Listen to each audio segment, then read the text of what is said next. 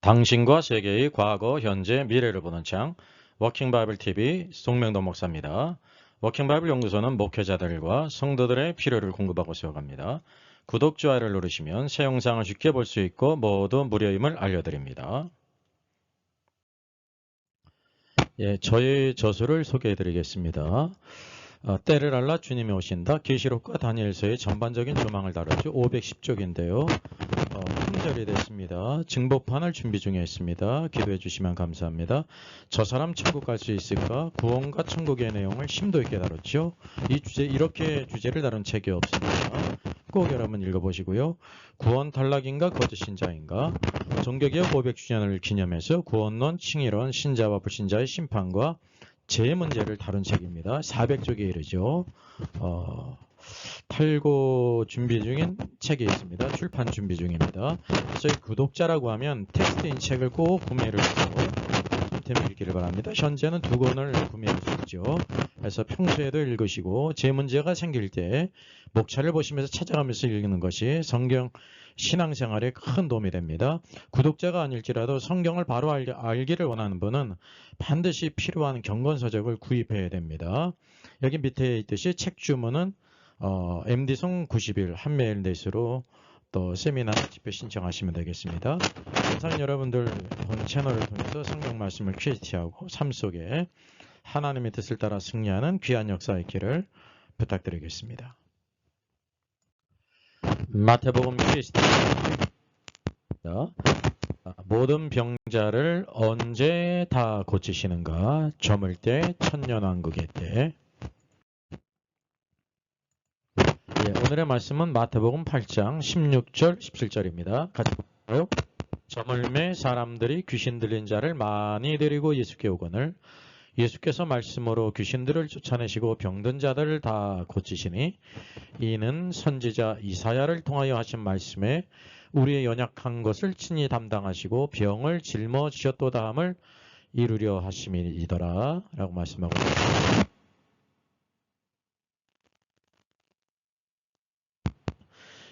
많이 귀신 들렸다는 것은 여기 possessed with devil이라고 그랬습니다. 귀신들 마귀에게 사로잡혔다는 뜻입니다.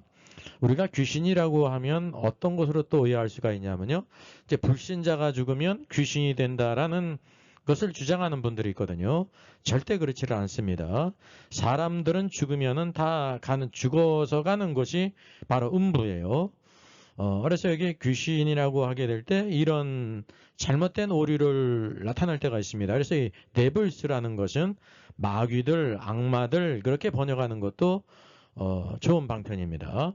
그래서 원어상으로는 다이모니조마이 그랬습니다. 이 악마에게 사로잡힌 마귀들에게 사로잡힌 그런 뜻입니다. 그래서 마귀들, 악마들이라고 번역하는 것이 좋을 것으로 생각이 되어집니다. 귀신들의 정체에 대해서는 다음 영상에서 따로 다룰 것입니다.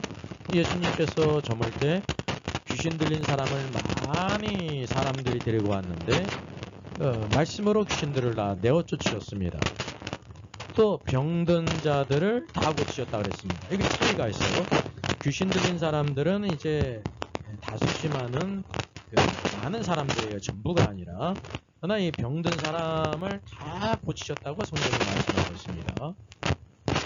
그래서 오늘도 우리가 이 말씀을 정확하게 퀴즈티하지 않게 되면 여러 가지 오해가 있습니다. 즉 다시 말하면 예수님께서 그 당시에 온 예루살렘에 있었던 그런 모든 병자들을 다 고치신 것이 아니에요. 그리고 오늘의 말씀은 장소가 어디인가 하면 베드로의 장모의 집에서 그의 열병 들린 것을 치유하셨지 않습니까? 그리고 나오셨을 때 거의 가버나움이에요. 적어도 가버나움에 있는 모든 사람들의 질병을 다 고치신 것도 아닙니다. 또 심지어 온 유대 땅에 이스라엘 땅에 있는 모든 병자들을 다 고치신 것도 아니고요. 또 더 나아가서는 아시아에 있던 모든 병자들을 다 고치신 게 아니고요. 또 이 전 세계에 있는 모든 병자들을 다 고치신 게 아니라는 사실입니다. 당시 베드로의 장모의 열병을 베드로의 집에서 이렇게 치유하시지 않았습니까? 베드로의 장모는 바로 가버나움에서 살고 있습니다. 당시 가버나움에서 예수님께 나온 병자들을 가리킵니다. 그들이 몇인을 나왔든지 10명이든지 20명이든지 그 정한 숫자가 나왔는데 그 10명이든지 20명 모든 병자들을 다 고치셨다는 것이지, 가버나움이든지 예루살렘이든지 온 유대 땅이든지 온 세계에 있는 병자들을 다 고치신 것이 아니라는 것을 여러분 아셔야 됩니다. 그래서 이것이 왜냐하면 이는 있어요. 이게 성경에서 이는이라고 말할 때 중요한 것을 가리킵니다. 이사야 선지자의 예언이 성취됐다는 것을 여기 언급하고 있습니다. 이사야 53장에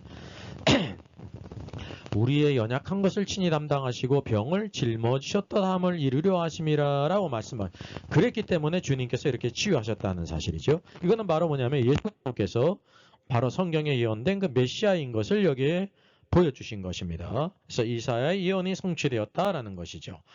적어도 이 주님이 계실 때 소수의 그 믿음의 사람들을 주님이 고치셨어요. 우리가 이것을 잘 분별할 수 있어야 됩니다. 그래서 그러면 이사야 예언의 성취, 이 모든 병, 우리의 사람의 연약한 것과 병을 짊어지셨다는 것이 완전히 성취될 때는 언제인가? 주님이 이 땅에 계실 때 완전히 성취되지 않았습니다. 이게 소수의 사람들을 치유하셨다는 것입니다. 부활하신 이후에도 여전히 이 땅에 병자들이 있지 않습니까? 오늘날에도 여전히 병자들이 있어요. 이 말씀이 완전히 성취되었는 때는 바로 언제냐면 예수 그리스도께서 만왕의 왕으로 다시 오셔서 온 세상 왕국을 그분이 통치하시고 회복하실 때라는 것입니다. 그래서 이사야 2장 4절에도 칼을 쳐서 보습을 만들고 창을 쳐서 낫을 만드는 때가 있다 그랬어요. 그때가 바로 그날인데 예수님의 재림의 날이라는 것을 보여주고 있습니다. 여기 무천년설은 이것을 현재 이루어진다고 생각하지 않습니까? 이건 성경을 잘못 본 오류라는 것입니다. 자, 우리가 성경을 QST하게 될 때 오늘의 짧은 말씀이지만 이 말씀을 우리가 적용할 필요가 있습니다. 이사야 11장 6절로 7절입니다. 그때의 이리가 늑대가 어린 양과 함께 살며 표범이 어린 염소와 함께 누우며 송아지와 어린 사자와 살찐 짐승이 함께 있어 어린아이에게 이끌리며 염소와 곰이 함께 먹으며 그것들의 새끼가 함께 엎드리며 사자가 소처럼 풀을 먹을 것이라 그랬습니다. 여러분, 사자가 육식동물인데 소처럼 풀을 먹는 때가 있다는 거예요. 또 젖 먹는 아이가 독사의 구멍에서 장난하고 젖대나 어린아이가 독사의 굴에 손을 넣을 것이라 그랬어요. 이것이 이루어진 때가 그때라는 사실이죠. 이 그때가 언제일까요? 그래서 여기 무천년설은 이사야의 중요한 때가 그때인데 무천년설은 이것을 언제라고 말합니까? 지금이라는 거예요. 지금은 언제냐면 예수님의 초림 때부터 예수님의 재림 때까지가 천년왕국의 때라고 이렇게 주장합니다. 이게 무천년설 견해인데 이 말씀만 보더라도 이것이 아니라는 것을 우리가 알 수가 있죠. 그럼 무천년설은 이러한 말씀을 어떻게 해석할까요? 나름대로 해석을 해야 될 거 아닙니까? 그래서 무천년설은 상징으로 모든 것을 해석합니다. 예? 오늘날 이리같이 흉포한 사람이 있고 어린 양과 같이 순한 사람이 있는데 이렇게 이제 다 함께 어울려 사는 것이다. 표범 같은 이제 아주 공격적인 사람이 있고 어린 염소 같이 순한 사람이 있는데 함께 눕는다는 거죠. 암소와 곰이 함께 먹고 또 사자가 소처럼 풀을 먹을 것이다. 이 사자가 소처럼 풀을 먹을 것이라는 것은 이렇게 어떻게 해석하는지는 제가 찾아보질 못했습니다.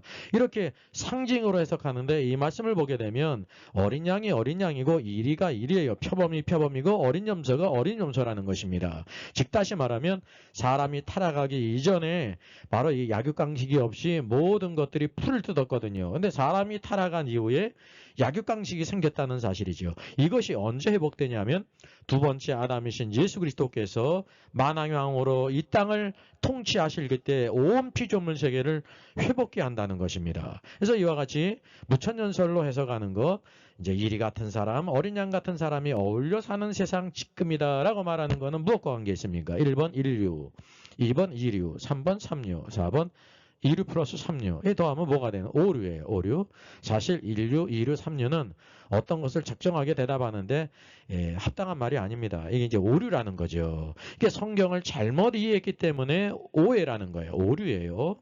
그래서 전천연설은 언제가 천년왕국이냐, 언제 이리가 어린 양과 함께 살고 사자가 소처럼 풀을 뜨는 때가 언제냐, 또 물이 바다를 덮은 같이 여호와를 아는 지식이 온 세상에 충만하게 될 때가 언제냐면 주님이 재림하신 후 이 땅의 만왕의 영으로 이 땅에 천년 동안 통치하시거든요. 그런 이후에 하늘과 새 땅 새 예루살렘으로 들어가시는 것입니다. 그래서 우리가 전천연설로 성경을 보지 않으면 성경의 모든 것을 다 이렇게 왜곡되게 본다는 사실이죠. 이렇게 그냥 억지로 맞히는 것처럼 그렇게 본다는 것을 우리가 알 필요가 있습니다. 창조의 때 아담이 타락하기 이전에는 동물의 약육강식이 없었어요. 모든 동물들의 그 양식이 음식이 풀이라고 성경이 푸른 풀들이라고 말씀하고 있습니다. 그래서 우리가 이런 천년왕국의 회복의 때가 반드시 있어야 된다는 사실을 우리가 알 수가 있습니다. 우리 워킹 바이블 TV의 자매 또 이렇게 채널이 워킹 바이블 요한계시록 연구소의 채널이 있습니다. 그 영상을 보게 되면 천년왕국에 대한 여러 가지 영상들이 쭉 올라갔습니다. 그래서 타락 후에 약육강식이 생겼고 피조물들이 저주를 받게 돼 땅이 저주를 받아서 가시와 엉겅퀴를 내게 되었다는 사실입니다. 자, 예수 그리스도의 구속은 우리가 알다시피 사람을 구속하기 위한 것입니다. 근데 뿐만 아니라 모든 피조물들을 포함하고 있다는 것을 아셔야 돼요. 우리가 너무나 예수 그리스도의 구속을 아주 적게 생각한다는 사실이죠. 이게 이제 시야가 적었기 때문입니다. 우리 골로새서 1장 20절을 보더라도 이렇게 말씀해요. 같이 봅니다. 그의 십자가의 피로 화평을 이루사 그리고 만물, 그래서 사람만이 아니라 만물이에요. 모든 피조물들 곧 땅에 있는 것들이나 하늘에 있는 것들이 그로 말미암아 자기와 화목하게 되기를 기뻐하심이라. 그래서 땅에 있는 것들이 사람이 있고 하나님이 창조하신 모든 것들이 있잖아요. 사람과 동물과 식물과 모든 것들이 다 있지 않습니까? 우리가 그 땅에 있는 것이나 하늘에 있는 것들이 그리스도의 십자가의 피로 화평을 이루고 구속하셨다는 것을 우리가 보게 됩니다. 이런 성경 말씀은 많이 있어요. 로마서 8장에도 모든 피조물들이 탄식하며 하나님의 아들들이 나타날 때를 기다린다는 거예요. 왜? 회복될 것을. 자, 그래서 워킹 바이블 요한계시록 연구소 채널에서는 이 천년왕국에 대한 요 말씀은 55번, 56번, 57번 영상에 올려놨습니다. 참조하시면 되겠습니다. 그래서 천년왕국은 새하늘과 새 땅이 오기 전에 옛 하늘과 옛 땅의 마지막 시대예요. 오늘과 같이 똑같이 하루 24시간인데 그때가 옛 하늘과 옛 땅의 마지막 시대가 천년왕국이라는 사실입니다. 하나님께서 보실 때 하루가 천년 같고 천년이 하루 같은 이 한 가지를 잊지 말라고 그랬죠. 이 땅에서는 천년의 기간이지만 하늘의 시간으로 한다고 하면 하루라는 것입니다. 이런 완전히 회복된 시대가 있은 후에 그리고 새하늘과 새 땅, 새 예루살렘으로 올라갈 것을 성경에 말씀하고 있습니다. 그래서 이 마태복음 8장 16절에서는 예수님께서 이제 모든 병자들을 다 이렇게 고치셨다라고 하는데 그때가 저물 때라고 말씀하고 있어요. 그러니까 이 시대에 오늘도 새하늘과 새 땅이 오기 전에 마지막 시대가 천년왕국의 때라는 것을 저물 때라는 것을 통해서 이렇게 보여주는 것으로 보입니다. 여러분이 성경을 한번 큐티하면서 스스로 한번 보시면 되겠습니다. 자, 여기 보게 되면 이삭에 대한 그림입니다. 여기 왼쪽에 있는 사람이 엘리에셀이에요. 아브라함이 엘리에셀 종을 보내면서 이제 내 본처 직접 아비 집에서 이제 내 아들 이삭을 위한 신부를 데려오라고 말하지 않습니까? 여기서 이제 우물가에서 만나는데 이제 에벤에셀이 여기 기도하는 것입니다. 하나님의 순적하게 만나게 될 것을 기도하지 않습니까? 그 기도에 응답된 사람이 바로 리브가였어요. 그래서 창세기 24장을 통해서 우리가 이렇게 성경 전체를 조명해 보게 될 때 예수님께서 모든 병자를 이렇게 고치신 때가 하나님의 계획 가운데 언제인가라는 것을 또 한편으로 볼 수 있는 것 같습니다. 그래서 창세기 24장은 이삭이 신부 리브가를 맞이하는 기록입니다. 24장 61절 같이 보십니다. 리브가가 일어나 여자동들과 함께 낙타를 타고 그 사람을 따라가니 엘리에셀을 따라갔습니다. 그 종이 리브가를 데리고 가니라. 그때 이삭이 브엘라헤로에서 왔으니 그가 네게브 지역에 거주하. 네게브는 이제 광야 지역입니다. 그 이삭이 저물 때 그랬습니다. 예? 이삭이 저물 때 아침이 아니에요? 오후도 아니고 저물 때 들에 나가서 이렇게 묵상하다가 눈을 들어보니 낙타들이 오는지라. 낙타를 타고 누가 와요? 예? 아브라함이 보낸 그 종과 이 종이 바로 리브가를 데리고 이삭의 신부를 데리고 오는 것을 성경에서 저물 때라고 말씀하고 있습니다. 이것이 실제로 이삭이 있을 때 리브가를 만난 때가 저녁 때 저물 때라는 것을 성경이 보여주고 있습니다. 여러분, 이삭의 모든 기사가 실제로 있었던 일 아닙니까?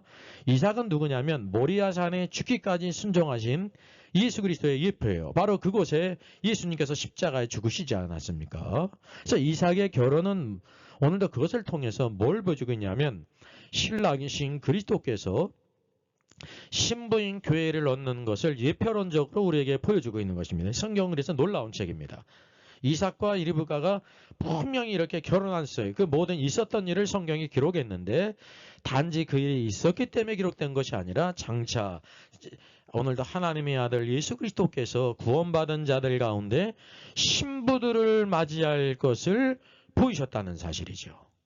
이 성경이 놀라운 책입니다. 이삭의 신부 리브가가 오는 것을 보고 만난 때가 언제라는 것을 성경이 보여주고 있습니까? 여기 저물 때라고 말씀하고 있어요. 여기 아침도 아니고 오전도 아니고 정오 12시도 아니고 오후도 아니고 저녁 때라고 성경이 말씀하고 저물 때라고 말씀이 있습니다. 이 저녁 때가 뭐가 중요합니까? 성경의 전체 구속적인 역사로 보게 될 때 여기 이제 단지 그냥 아브라함의 아들인 이삭이 이제 리브가를 맞이하는 때가 저녁이라는 것을 보여준 것은요. 그때가 바로 뭐냐면 참 신랑이신 예수 그리스도께서 재림하실 때는 우리 교회에 대해서는 신부를 맞이하는 때거든요.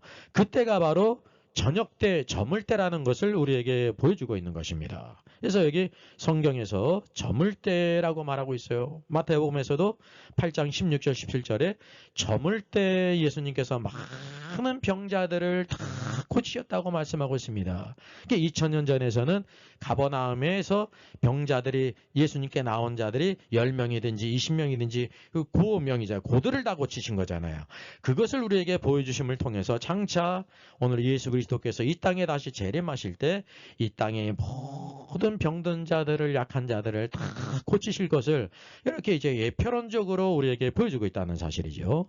그래서 성경이 이때를 기록한 목적이 모든 성도들에 대한 메시지이기 때문이라는 것입니다. 우리가 이것을 꼭 기억해야 됩니다. 요나가 밤낮 사흘 동안 물고기 뱃속에 있지 않았습니까? 하나님의 능력을 보여주시는 것으로만 끝나기 위해서 그걸 하신 것이 아니에요. 예수님께서 마태복음 12장에 보니까 요나가 밤낮 사흘 동안 물고기 뱃속에 있었던 것 같이 인자가 예수님이잖아요. 인자도 밤낮 사흘 동안 어디에 있으리라? 땅속에 있으리라. 땅속이 땅속 심장부에 있으리라. 땅속 중심부에 있으리라 그런 뜻이에요. 예수님이 십자가 죽으신 후에 땅속 중심부에 있는 음부에 내려가셨어요. 그래서 사도신경에 음부 강화가 있는 것입니다. 그래서 요나의 그 모든 놀라운 기적 같은 일도 누구를 보여주시기 위해서 십자가에 죽으시고 땅속 깊은 음부에 내려가셨다가 부활하신 주님을 보여주시기 위해서 성경이 기록되어 있다는 사실, 그런 일이 실제로 있었다는 것입니다. 그래서 예수님은 요나보다 더 크니라라고 말씀하고 있습니다. 요나서조차도 십자가에 죽으시고 부활하신 주님을 보여주시는 것이 가장 큰 메시지라는 것입니다.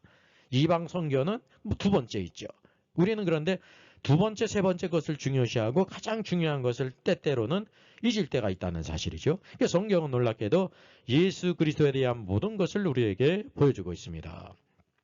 그래서 교회에 대해서는 장차 신랑이신 그리스도께서 신부를 맡기 위해 재림하실 때가 저녁 때다. 그래서 이 시대의 마지막 때라는 것을 우리에게 보여주고 있습니다. 여러분, 이 시대는 과학이 발달하고 교육이 막 많이 하기 때문에 좋아질 거라고 생각하지만 영적으로 도덕적으로 다 어두워져 나간다는 사실을 여러분 아셔야 됩니다. 그래서 한편으로 소망이 예수님께 있다는 사실이죠. 또 다른 방면으로는 마태복음 18장에 모든 병자들을 다 고치셨잖아요.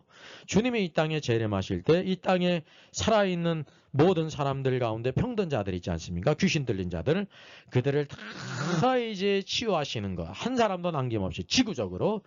그래서 이사야 예언자, 선지자의 예언이 완전히 성취되었다는 것을 우리에게 보여주고 있는 것입니다. 그러니까 초림 때 그런 일을 행하신 것은 예수 그리스도께서 메시아 되심을 보이고, 그리고 또 믿음이 있는 사람들을 그렇게 고치셨어요. 장차올 그 모든 것을 우리가 은혜를 누리게 하셨다는 사실이죠.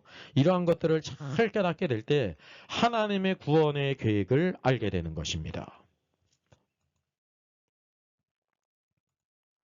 자, 오늘 말씀 저물매 귀신 들린 자를 많이 데리고 왔고 예수님의 말씀으로 귀신들을 쫓아내시고 병든 자를 다 고치셨습니다. 여기 가장 중요한 팩트가 이겁니다. 이거는 가버나움에서 예수님께 나온 병자들을 다 고치셨다는 거예요. 가버나움에 있는 모든 병자들을 다 고치신 것도 아니에요. 무슨 말씀인지 아시겠죠? 그래서 성경이 이 팩트를 보여주고 있는 것입니다. 적어도 주님이 승천할 때까지 예루살렘이든지 온 유대에 있는 병자들을 여러분 다 고치셨습니까? 예, 제가 여기 친절한 금자씨가 있을 뿐만 아니라 워킹 바이블 송목사도 친절하지 않습니까? 여기서 네버에 그렇게 색칠해놨지 않았습니까? 우리 성경을 보게 되면 예수님이 승천할 때까지 이 땅에 계실 때까지 예루살렘이든지 온 유대 땅에 있는 모든 병자들을 다 고치시지 않았습니다. 우리가 이걸 주목해야 된다는 거예요. 그럼 언제 이 땅의 모든 병자들을 다 고치시는가? 이사야 53장에 예언된 말씀이 완전히 모든 사람들에게 성취되는 때가 언제냐면 오늘 말씀에 저물 때라는 것을 통해서 우리가 이것을 보여서 주님이 다시 오셔서 온 세상 나라들을 그분이 통치하시고 아담의 죄로 말미암아 저주받고 모든 것이 변했던 이 세상을 주님이 새롭게 변화시킨다는 것입니다. 재림 후라는 것을 우리가 알게 되는 것입니다. 오늘날 주님은 병자들을 여러분 치유하실까요? 예, 여기 쉬어 그래서 고치셔요. 예. 예수님이 있을 때에도 고치신 것처럼 오늘도 주님은 병자들을 고치십니다. 우리가 이것을 기억할 필요가 있습니다. 그러면 오늘날 이 땅에 있는 모든 병자들을 모두 다 고치실까요? 예. 색다른 질문이죠. 여기 제가 어디에 이렇게 칠해놨어요. 네버 아니라는 사실. 예수님이 이 땅에 계실 때도 온 땅의 모든 병자들을 다 고치신 것이 아니에요. 오늘날도 마찬가지입니다. 모든 병자들을 다 주님이 고치시지를 않습니다. 그런데 어떤 문제가 있냐면 주님의 경륜 가운데 주님이 이 땅에 오시지 않았고 또 어떤 문제가 있냐면 오늘도 우리들의 믿음의 문제도 있다는 것입니다. 주님이 이 땅에 계실 때도 온 유대 땅의 병자들을 다 고치신 것이 아니라는 것을 여러분 아셔야 됩니다. 오직 믿음을 보시고 어떤 사람들을 이렇게 고치셨어요. 그래서 주님이 하신 말씀 내 믿음대로 될지어다 그랬습니다. 오늘도 하나님의 역사는 살아있기 때문에 말씀을 듣고 기도할 때 오늘도 우리의 모든 병을 주님이 주권 가운데 고치십니다. 이건 주님의 주시는 그 은혜를 누리게 하시는 것입니다. 마치 오늘도 이 땅에서 모든 병자들을 어떤 사람이 다 치유할 수 있다는 것은 바로 잘못된 성경관 때문입니다. 예? 성경을 그렇게 오해했기 때문입니다. 절대 그렇지 않아요. 주님도 이 땅에 계실 때 모든 사람들을 다 고치시지 않았어요. 그런데 우리가 주님을 따르는 우리가 주님보다 더 능력이 많고 대단하겠습니까? 아니라는 사실을 여러분 아셔야 됩니다. 오늘도 하나님의 주권 가운데 그 믿음을 보시고 하나님의 은혜로 말미암아 치유의 역사가 있는데 그 모든 사람 일률적으로 다는 아니라는 것을 우리가 구별할 필요가 있습니다. 그래서 성경의 중요한 말씀 마태복음 6장 33절입니다. 같이 읽습니다. 너희는 먼저가 first거든요. 먼저 그의 나라, 그의 왕국과 그의 의를 구하라. 그리하면 이 모든 것을 너희에게 더하시리라 그랬습니다. 이 모든 것을 더하시는 것은 shall be added이에요. 이게 미래형이죠. 즉 다시 말하면 오늘도 우리의 모든 필요가 있지 않습니까? 오늘도 우리의 물질적인 필요도가 있잖아요. 주님의 채워주심이 있어야 되잖아요. 우리의 약한 것을 주님이 고쳐주시고 치유해주시고 인도해주시고 해줄 것이 있지 않습니까? 근데 주님은 뭐라고 말씀? 이 모든 필요를 주님이 다 아세요. 그럼에도 불구하고 너희들이 먼저 구해야 될 것이 있다. 뭐냐면 그의 나라, 그의 왕국을 구하라는 것입니다. 그분의 통치를 구하라는 것입니다. 그리고 그분의 의를 구하라는 거예요. 의를 구하라 말이죠. 오늘도 우리가 의를 위해서 목마른 자, 의를 위해 핍박을 받는 자, 오늘도 하나님의 나라를 위해서 하나님의 왕국을 위해서 살아가는 신실한 믿음의 사람이 되라는 것이. 그러면 너희들이 필요한 모든 것들을 더해 주실 것이다. 이거는 플러스 알파로 주시는 것이라는 거죠. 이게 기관차는 바로 뭐냐면 먼저 하나님의 왕국을 구해야 된다는 것입니다. 그러면 기관차가 가면 그 뒤에 객차가 붙어 있듯이 오늘도 우리의 모든 필요를 주님이 주권적으로 채워주신다는 사실이죠. 그래서 마태복음 마지막 장을 보게 되면 하늘과 땅의 모든 권세를 내게 주셨으니 그랬어요. 아버지께서 하늘의 권세, 땅의 모든 권세를 누구에게 주셨습니까? 아들에게 주셨습니다. 그리고 그 아들께서 뭐라고 하냐면 모든 족속으로 제자 삼으라 그랬으면 너희가 제자가 되고 모든 사람들을 그냥 신자만 되는 게 아니라 제자 삼게 될 때 하늘의 것과 땅의 것을 줄 것이다 라고 말씀하고 있어요. 그래서 오늘도 우리들이 전심으로 우리가 목표를 내 나갈 것이 주의 이름이 높임받고 주님의 통치와 다스림 안에 오늘도 그분의 왕국을 위해서 하나님의 왕국 나라를 위해서 살아가는 것입니다. 여러분 우리가 기억해야 될 것이 10명의 나병 환자가 있잖아요. 그들이 주의 말씀을 듣고 가다가 모두 다 깨끗함을 받았어요. 한 사람 사마리아 사람만 주님께 돌아와서 감사했습니다. 그 주님이 뭐라고 말씀하셨냐면 나머지 9은 어디 있느냐? 그들도 다 나음을 입지 않았느냐? 어떻게 해서 사마리아 한 사람만 이렇게 내게 감사하러 왔느냐? 이렇게 주님은 마땅히 모든 사람들이 다 주님께 와서 감사하기를 원하셨습니다. 그래서 이 사마리아 사람은 구원을 받지 않았습니까? 구원을 받았어요. 쉽게 얘기하면 나머지 9명은 육신의 질병은 치유를 받았는데 구원을 받지 못했습니다. 여러분 어떤 일입니까? 오늘도 이 하나님의 아들 예수 그리스도를 만났음에도 불구하고 병만 치유함을 받고 구원을 못 받았다는 거예요. 구원을 받지 못했다는 것은 그들이 결국 어디 죄 가운데 지옥으로 갈 인생이라는 사실입니다. 그래서 우리가 가장 중요한 것이 오늘도 예수 그리스도 안에서 믿음으로 주님을 영접하고 오늘도 주님께서 그 주권 가운데 오늘 주님이 이 땅에 계실 때 모든 일을 행하셨던 것처럼 사도들을 통해서 행하셨던 것처럼 주님의 은혜의 해를 누리게 하십니다. 그러나 주님께서 모든 것을 완전하게 하실 때는 지금 이 시대가 아니라 주님이 재림하셔서 온 세상 나라 왕국들을 통치하시고 만물들을 회복하실 때 그때라는 것을 아셔야 됩니다. 그래서 오늘도 우리가 주님의 재림을 사모하는 신앙이 정말로 귀한 신앙입니다. 오늘도 예수님의 재림을 기다리면서 말하나 주여 어서 오시옵소서. 날마다 주님을 고대하며 사모하며 충성된 적으로 살아 승리하는 저 여러분 되기를 주의 이름으로 부탁드리겠습니다. 구절을 생각만 해도 11세기, 12세기 수도사며 성자로 불린 베르나르에서 작사되었습니다. 영국 태생의 성직자이며 찬송작가인 에드워드 캐스웰에 의해서 발췌 번역하게 됐습니다. 찬송 속의 그리스도의 저자 샤프 박사는 이 찬송시를 가리켜 중세시대의 찬송 중에서 가장 복음적이고 아름다운 찬송이라고 격찬했죠. 이 찬송시가 쓰일 당시는 교회의 암흑기였습니다. 그 당시 중세교회는 세속의 들어 영적으로나 도덕적으로 매우 타락한 상태에 있었죠. 이 곡은 그렇게 어두운 상황 속에서도 항상 구주만을 생각하며 회개하고 기쁨과 소망을 찾았던 작시자의 간증적 고백입니다.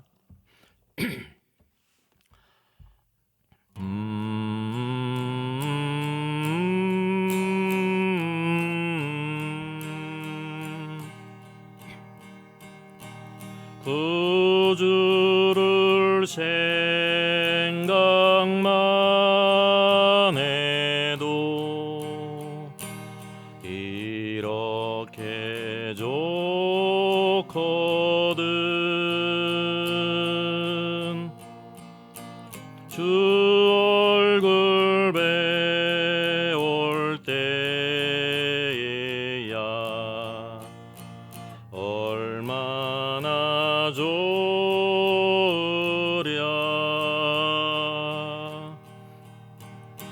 만민의 구주 예수의 귀하신 이름은 천지에 있는 이름 중 비할 데 없도다. 참에게 아는 자에게 소망이 되시고 구하고 찾는 자에게 기쁨이 되시고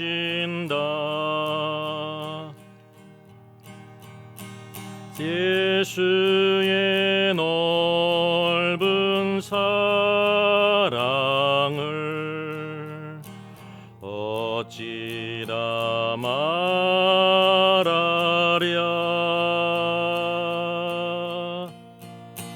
주 사랑받는 사람만 그 사랑 알도다.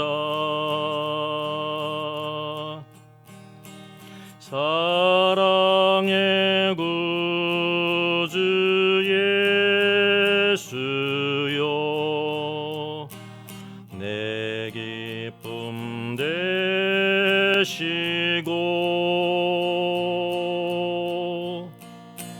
이제로부터 영원히 영광이 되소서.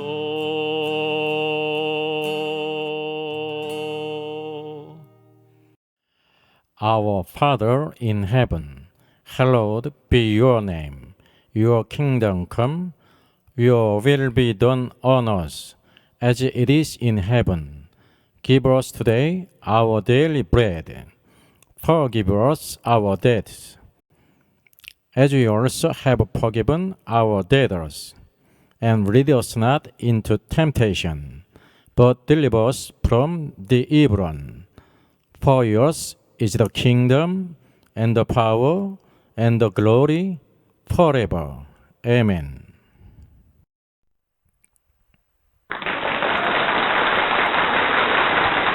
수고하셨습니다. 워킹 바이블 연구소는 일선에서 수고하는 목회자님들과 성도들의 필요를 공급하고 세워갑니다. 매일 업로드가 되고 있습니다. 내일 영상을 참조하면 되겠습니다. 구독, 좋아요, 알람 설정을 누르시면 새 영상을 쉽게 시청할 수 있고 모두 무료입니다. 감사합니다.